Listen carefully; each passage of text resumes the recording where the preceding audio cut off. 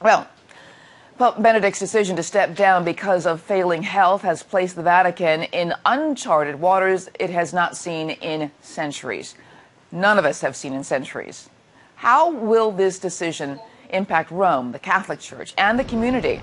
Well, Ashley Renee Noronha is a Rome correspondent with Relevant Radio Network, and she joins me now to talk about those very issues. Welcome, Renee.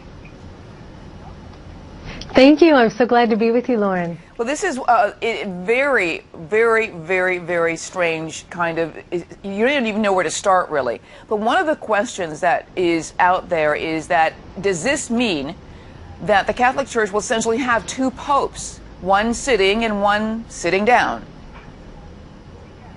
Right. The Vatican has told us that there's no danger of that. This is not a situation that we're going to need to be worried about. But they are studying exactly how this situation will be handled. Certainly, it's unique. It hasn't happened in the last 600 years. So one thing we know is that Pope Benedict XVI intends to retire to a quiet life. He's going to live there on Vatican grounds in the monastery Mater Ecclesiae.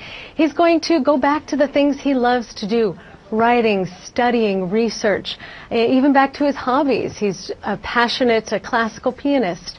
And so he intends to have more of a quiet life and also to really enjoy his last years in prayer. And he says that although he'll be hidden from public view, he'll always be close in prayer.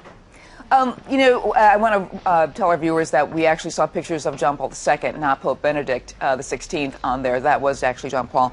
But I get the feeling from the Catholics that I'm not Catholic myself, but I get the feeling from a lot of the Catholics that I've talked to or that I know that they essentially are kind of wounded.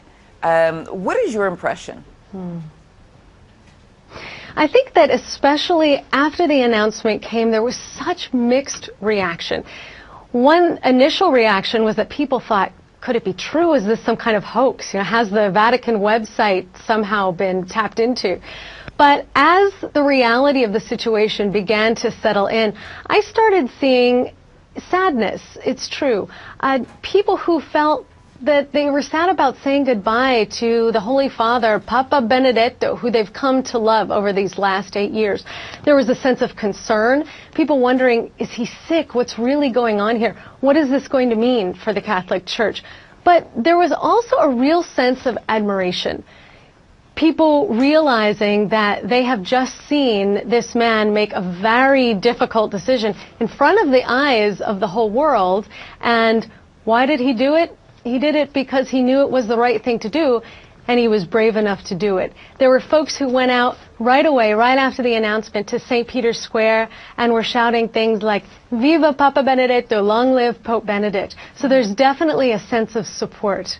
We were seeing pictures of John Paul II, and as many people know, that he had Parkinson's disease, and he was quite failing towards the end. And there was that talk of him stepping down, but his position was that this is about the dignity of God in the human spirit as made in the image of God, and that at any stage it still has dignity, and that's why he didn't step down. Why doesn't Pope Benedict say that? Why is it a different kind of read on the faith for Pope Benedict? Sure. I think that Pope Benedict is expressing to the world that this is a different way to show his dignity. It's similar to a situation with any organization in the world where a CEO comes to realize that he or she can no longer effectively guide the organization. And so they should be allowed that opportunity to respectfully step back with dignity. And Pope Benedict is doing just that. He's come to realize that his body is fragile, but on the other hand, his character certainly isn't, to make such a strong decision. Now, we were talking about how this is affecting, the community as well, the larger community. Has the mystique of the Catholic Church started to wane? Just the idea that the Pope is not infallible in terms of his sort of faith, in a sense. He is stepping down. He's not going to stay until death, which is kind of how most Catholics looked at the Pope. Has the mystique, has the shine sort of dimmed on the Catholic Church because of this? Well, certainly there was a lot of disbelief after the announcement came, and a lot of people knew that canonically this was possible, but couldn't imagine that it would ever happen. But I've had the opportunity to speak to people living all over the world, and one thing that I keep hearing time and time again is that people feel that the respect for the Pope has actually increased. In fact, people are a lot more favorably disposed towards him now. One of the reasons, I think, is because they see him as human. They've come to understand, come to relate with him better on a human level. And they understand that he's not God. He's not exempt from the effects of aging that all of us have to deal with. And they, through that, are able to reach out to him in empathy and charity. Yeah, you know, I want to read a couple of the chats that are coming in here now. This is from Isn't Anyone Listening? Yes, we are listening. How come we don't read into all the cabinet members leaving like we try to read into the Pope's decision? That's one chat. And J.D. Lapointe says, it's kind of been said this Pope has a lot of prophets, calling him the last Pope. Not that I believe in any of it. It makes me wonder, though, if they pick someone who does a radical turn if the Catholic Church doesn't split again.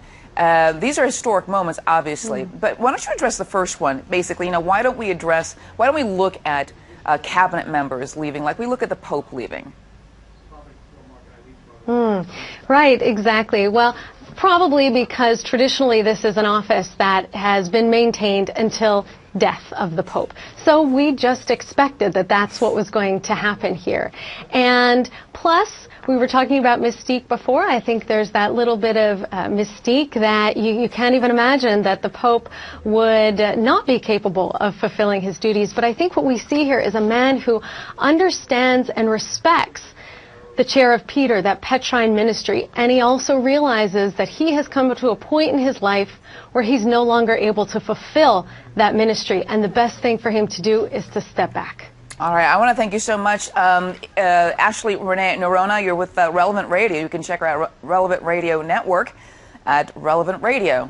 There it is, the website right there. I want to thank you so much for coming on. Of course, we'll be talking about this more because, of course, we've got him stepping down and we've got the conclave to elect a new Pope. So all of this is very exciting stuff in the next few weeks. Thank you so much, Ashley. Thank you, Lauren. All the best.